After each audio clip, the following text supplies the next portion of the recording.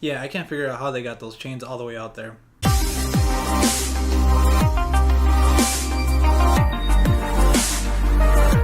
What's going on, guys? Welcome back to another Game of Thrones recap, Season 7, Episode 6 this time, guys. Beyond the Wall. So guys, man, of course, spoilers if you've not seen the episode, and let's get right to it, guys. So first off, guys, I want to talk about what happens in Winterfell. You have the whole Arya and Sansa, and even Littlefinger plotline going on. It's like, man, all those scenes were, I feel like they were kind of like the downside of the episode, kind of like, okay, like I want to get, like, I want to know what's going on, like beyond the wall and stuff like that, but it was still important, and it was still like tense to find out, like, man, like, is Arya gonna kill Sansa or something like that? Because they do have a little bit back and forth, and then like Arya just kind of, you know, tries to push her buttons, Sansa's buttons, I think, and like pushing her, like, oh, you always like pretty things, and like you always did this and that, like just really pushing Sansa to kind of like break, you know, kind of like, oh, like, what are you gonna do? Like, oh, she even says, like, are you scared? Like, no, she actually says, you're scared, aren't you? You know, so man, I don't know, but also Brienne of Tarth left King's Landing, so it's like the only one that could have stopped anything from happening has left. And that freaking Littlefinger, I swear to God, if like one of them dies or something like that, man, I hope they find out the truth and like kill Littlefinger. I swear to God, I don't know. But let's move on to the next thing. I believe we're gonna talk about what happens in Dragonstone. Alright, guys, so talking about Dragonstone, we have a great scene between Tyrion and Daenerys. Tyrion's kind of trying to put her on check, you know, like, hey, you know what, you have to be like this, you have to do this and this, and Daenerys is like, well, you, like, I didn't want to do things like that. She said, yeah, but you had to, like, or that was the, like, the better way, you know, like, so it was really like a little tense scene, but you kind of, I felt like Daenerys got the point at the end, like, you know what, I need to just calm down. But then as soon as Tyrion started saying, hey, you know what, who's gonna be your successor, like, I'm scared, like, you know, like, I don't want you to die or anything, but that needs to be talked about just in case, because we're gonna go to this meeting, you know, with my sister, and, you know, I know how my sister is, you know.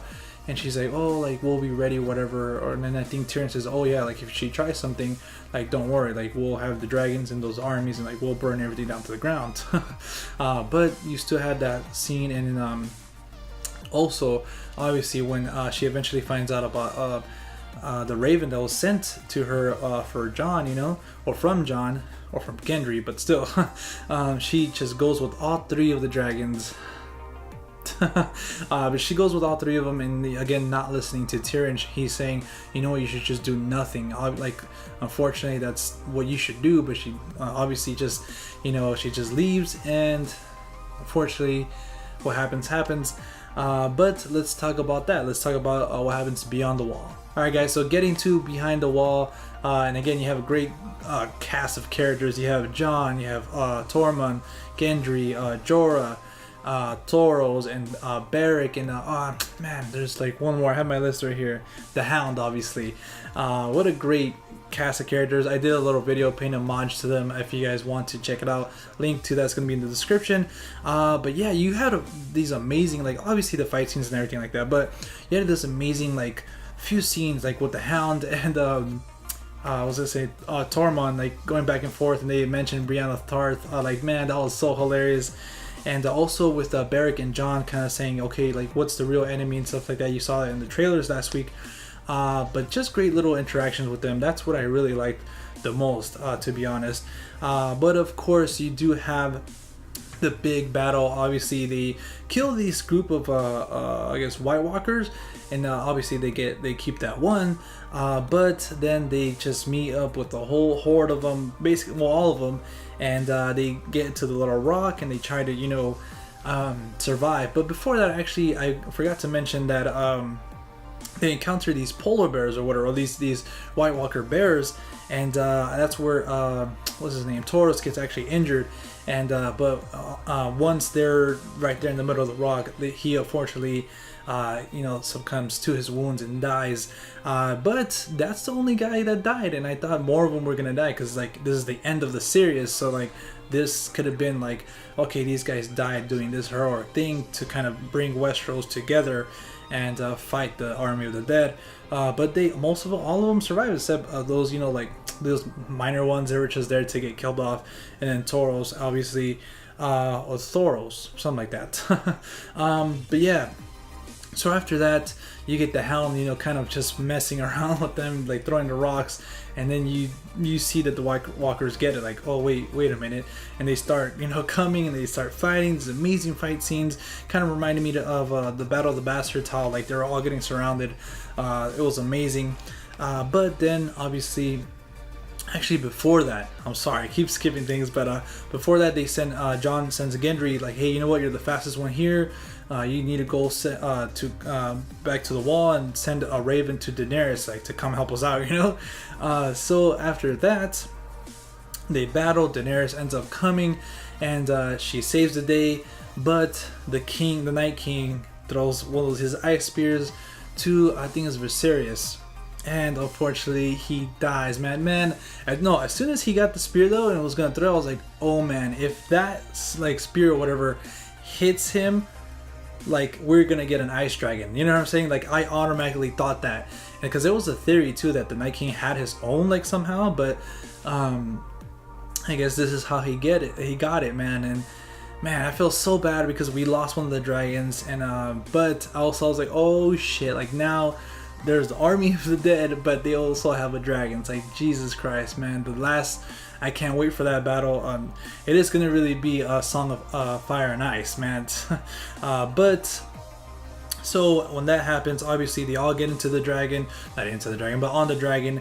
And Jon was about to too, but you know, I guess he's like, you know what, I'll sacrifice myself. Well, he didn't think that, but you know, I'll stay behind to fight him off so you guys can go. And I thought he was gonna die, to be honest, because he was surrounded by all that army. He gets like into the ice, but he pulls himself out. And I was like, how could he get out of this? Like, as soon as I was like, wait a minute, where's Benji? Where's his Uncle Benji? You know, and I was like, you know what? This would be cool if he comes, and he did. He saved the day, but obviously he ended up dying to save Jon. I was like, you know what? Like, there was plenty of time to him to get on the horse, but then I was thinking about it. I don't know. Maybe the horse would have slowed down or something like that. I don't know. But he goes to the wall, back to the wall, Jon, and you know, he meets with Daenerys, and Daenerys is kind of worried about him. And then this kind of leads into this whole, you know, little awkward thing between Jon and Daenerys, kind of like, what's going on here? But Jon eventually ends up bending the knee. He can't because he's hurt, but and Daenerys and him have a little back and forth, and it's, I don't know how to feel about that. Like, I'm getting to think that like maybe one of them is gonna die for one another, you know, like kind of like Jon, he was trying to sacrifice himself, you know, like for her. But we'll see what happens, guys. But overall, guys, this was an amazing episode. You know, everything, well, not everything, but the second to last episodes in Game of Thrones are always like the biggest and stuff like that. But man, next week, guys, we're gonna get that big meeting between everybody. Basically, everybody who's anybody is gonna be there, and I don't know if Cersei's gonna pull something. I don't know what's gonna happen. I'm just gonna have anxiety throughout the whole episode. I can't wait, but that means we don't get Game of Thrones for another year, maybe year and a half, maybe even 2 years this time, guys, as the producers said that, you know, they had to wait until the winter comes and all this stuff. But hopefully we get it sooner than later. But let me get your guys' thoughts on the episode down in the comment section down below. And also, guys, I still have, like I mentioned earlier before, I have that video I did with you know, this suicide type of squad that went beyond the wall, but I linked it up with the Come Together song from Justice League. It's pretty cool. I'm really, I guess, I want to say I'm really proud of it and stuff like that, but I really like that video, so go check that out. And also all my other Game of Thrones recap. You guys can follow me on Instagram, and Twitter and Facebook at The Real Talk with 2Ks. And as always, I'll see you guys next time. Later.